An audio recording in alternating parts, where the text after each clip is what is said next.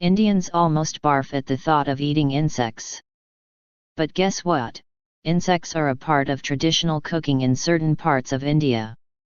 When we think about insects being a part of our diet, the first thing that comes to our mind is Asian cuisine. In countries like Singapore, China, Thailand, Japan, etc., insects are cooked and eaten by the locals. Some countries even consider them as delicacies.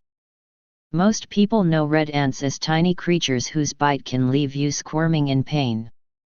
But to diners in India's eastern states, red ants and their eggs make a fine chutney. The paste is a sought-after delicacy, particularly in eastern states, where it's called chapra, meaning leaf basket, a reference to the nests that the ants make using the leaves of the sal tree. Tribal peoples believe that by eating red ants it will help and strengthens the immune system and protects from many diseases, also a storehouse of medicinal properties that the villagers tap into. Both the ants and eggs contain formic acid, which has antibacterial properties that help us fight digestive disorders, and also contain protein, calcium, and zinc, which boost our immune system. Apart from the medicinal benefits as claimed by the tribals, it is a staple diet for these forest dwellers. Collecting the ants is not easy either. The ants live in nests. Male ants protect the hives with several layers of security rings right from the bottom of the bark to the top of trees where the female ants lay eggs. The villagers are invariably stung before they can crush the males and move on to collecting the female ants and eggs. It is revealed that the tribal people collect only the red ants called Ecophilis maragdana from the nests constructed in the trees collectively by 2 or more people. They are habituated to collect these ants during September to February period, when large numbers of ants' nests are found in different trees. The best way to source these ants is to locate a nest. But these ants are not borrowers. Their nests are located on some of the highest branches of trees. The tribesmen climb these trees to get these nests with their bare hands.